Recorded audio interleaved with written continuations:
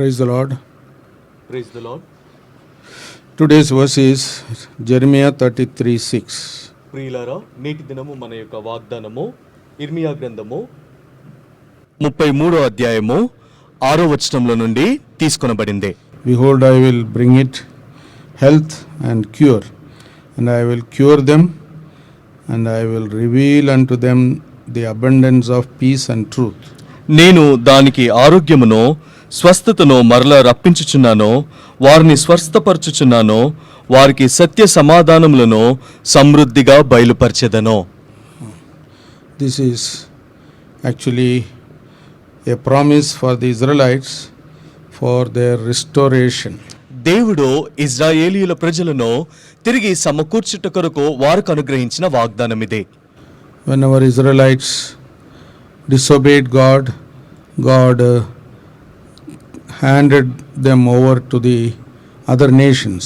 దేవుని యొక్క ప్రజలైన ఇజ్రాయేలీయులు దేవునికి అవిధేయులుగా వారు జీవించినప్పుడు దేవుడు వారి యొక్క అవిధేయతను బట్టి అన్య రాజులకు వారిని బానిసలుగా అప్పగించేవారు. But when they repented, God brought them back to their country and restored them. కానీ వారు పశ్చాత్తాపపడి వారి తప్పుని వారు తెలుసుకున్నప్పుడు, దేవునికి మొరపెట్టినప్పుడు దేవుడు వారి యొక్క ప్రార్థనను ఆలకించి వారిని తిరిగి సమకూర్చి వారి దేశమునకు రప్పించేవాడు. So this is God's principle. కాబట్టి ఇది దేవుని యొక్క నియమమై ఉంటుంది. Whoever repents totally, completely, they can be restored. Whatever loss they have incurred because of their disobedience in the past. ఎవరైతే వారు చేసిన తప్పును బట్టి వారు పశ్చాత్తాపపడతారో వారి యొక్క గతము ఏ విధంగా ఉన్నప్పటికీ కూడా దేవుడు వారి యొక్క పశ్చాత్తాపమును బట్టి తిరిగి వారిని సమకూర్చేవాడుగా ఉంటాడు. And God wonderfully promises in abundance of peace and truth. దేవుడు ఆయన సమృద్ధి అయిన సమాధానము సత్యములో నుండి మనకు వాగ్దానమును అనుగ్రహించువాడు.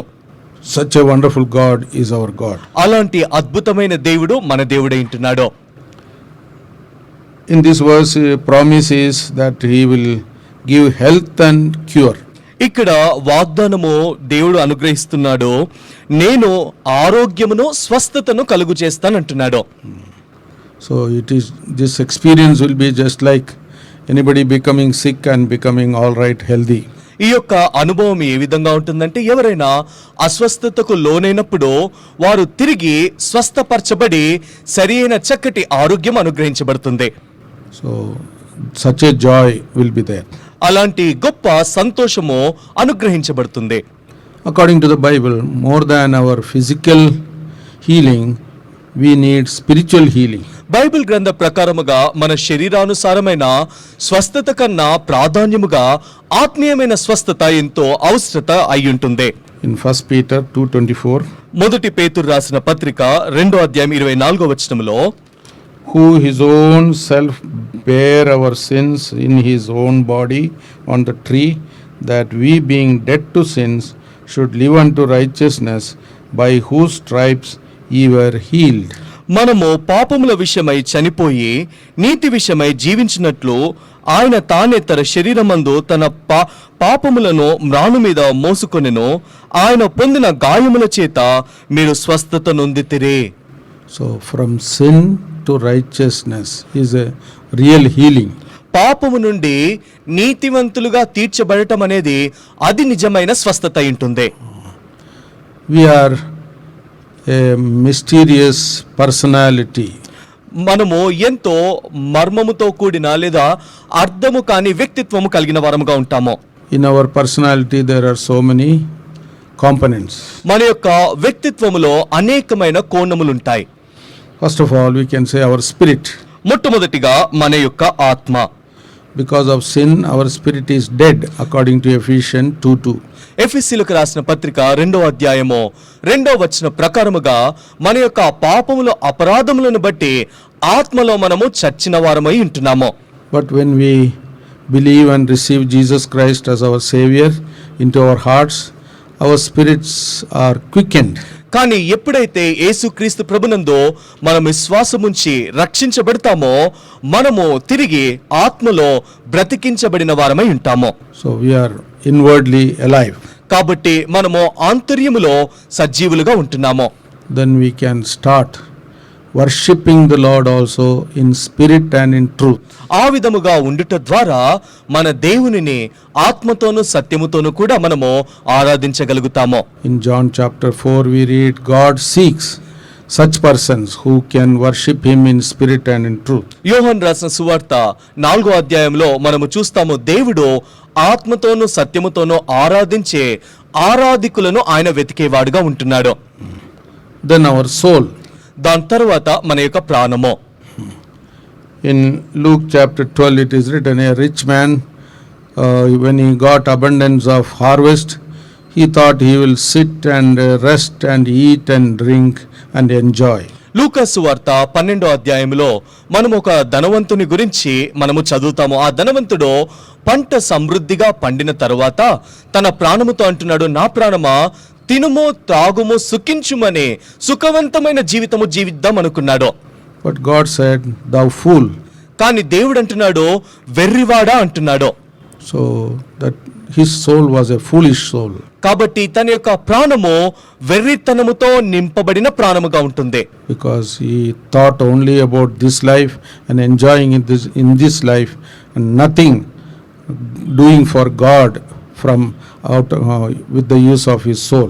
ఎందుకొరకంటే తాను అనుకుంటున్నాడు, నా ప్రాణమును బట్టి నా ప్రాణం ఎందుకొరకు నాకుంది, ఈ లోకంలో ఈ లోకమును అనుభవించటానికి, ఈ లోకములో సంతోషముగా నేను జీవించటానికి అని అనుకుంటున్నాడు. దేవుని కొరకు, దేవుని యొక్క పరిచర్య కొరకు ఎలాంటి ఆశ లేదా దాన్ని చేయాలి అన్న కోరిక కలిగి తాను ఏమాత్రము కూడా జీవించలేదు. King David in Psalm 103. రాజైన దావీదు కీర్తనలో 103వ అధ్యాయంలో He says, bless the Lord, O my soul, all that is within me, bless his holy name. Bless the Lord, O my soul, and forget not all his benefits, who forgiveth all thine iniquities, who healeth all thy diseases. తానంటున్నాడు, నా ప్రాణమా యెహోవాను సన్నుతించుము, నా అంతరంగములో ఉన్న సమస్తమా ఆయన పరిశుద్ధ నామమును సన్నుతించుము. నా ప్రాణమా యెహోవాను సన్నుతించుము, ఆయన చేసిన ఉపకారములలో దేనిని మరువకము. ఆయన నీ దోషములన్నిటిని క్షమించువాడు, నీ సంకటములను కుదుర్చువాడు. So a grateful soul, కాబట్టి కృతజ్ఞత కలిగిన ప్రాణము, a soul which enjoying salvation. రక్షణను బట్టి ఆనందించే ప్రాణము. So that is the real healthy condition. కాబట్టి ఇది నిజమైన ఆరోగ్యవంతమైన స్థితి అయి ఉంటుంది. Then our body. దాని తర్వాత మన యొక్క శరీరము. We all know our body was made of dust. మన యొక్క దేహము దుమ్ములో నుండి చేయబడిందన్న విషయము మనకందరికీ తెలుసు. And when we die, our body will become dust again. మనము చనిపోయిన తర్వాత ఈ యొక్క శరీరము మన్నైనదే తిరిగి మన్నుగా మార్చబడుతుంది. So all the enjoyment of this body is temporal. కాబట్టి ఈ యొక్క దేహములో ఏదైతే సంతోషము సుఖము ఉంటుందో అదంతా తాత్కాలికమై ఉంటుంది. So if we defile this body, God says he will destroy. దేవుడు అంటున్నాడు, మనము ఈ దేహమును అపవిత్రపరిచినప్పుడు ఆయన మనలను నాశనము చేసేవాడిగా ఉంటాడు. So because body is the temple of God. ఎందుకొరకు మన యొక్క దేహము దేవుని యొక్క ఆలయమై ఉంటుంది. 1 Corinthians 3:16. చూడండి, కొరింథీయులకు రాసిన మొదటి పత్రిక 3వ అధ్యాయము 16వ వచనము. There it is written that our body is the temple of God. ఇక్కడ రాయబడింది, మన యొక్క దేహము దేవుని యొక్క ఆలయమై ఉంటుందని రాయబడింది. Know ye not that ye are the temple of God, and that the Spirit of God dwelleth in you? If any man defile the temple of God, him shall God destroy. మీరు దేవుని ఆలయమై ఉన్నారనియో, దేవుని ఆత్మ మీలో నివసించుచున్నదనియో మీరెరుగరా? ఎవడైనను దేవుని ఆలయమును పాడు చేసిన యెడల దేవుడు వారిని పాడు చేయును. So healthy condition of the body is, it must be holy and it must be God's temple, and then God will be glorified. పరిశుద్ధమైన దేహము అనగా దాని అర్థము అది పరిశుద్ధముగా జీవించేదిగా ఉండాలి. దేవుని యొక్క ఆలయమున్నది అన్న ఉనికి కలిగి మనము జీవించినప్పుడు దేవుడు మనల్ని బాగు చేసేవాడుగా ఉంటాడు. Then our hearts. తర్వాత మన యొక్క మనసు, హృదయము. In Jeremiah 17:9 it is read, heart is deceitful and desperately wicked, and who can know it? ఇర్మియా గ్రంథము 17వ అధ్యాయము 9వ వచనంలో రాయబడింది. అక్కడ హృదయము అన్నిటికంటే ఘోరమైన వ్యాధి గలదియో, అన్నిటికంటే మోసకరమైనది, దాన్ని గ్రహించగలవాడు ఎవరో. Others need not deceive us. Our own hearts will deceive us. ఇతరులు మనల్ని మోసగించవలసిన అవసరం లేదు. ఎందుకొరకో మన హృదయమే మనల్ని మోసగించేదిగా ఉంటుంది. If it is not forgiven and cleansed and healed by the Lord. ఒకవేళ అది క్షమించబడి స్వస్థపరచబడి దేవుని చేత శుద్ధి చేయబడినట్లయితే మోసకరముగా ఉంటుంది. So healed heart means it should be like a good soil where the seed will grow and bring forth 100-fold fruit.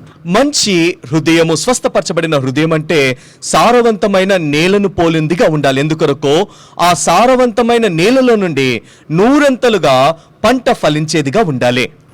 King David also says, create in me a clean heart.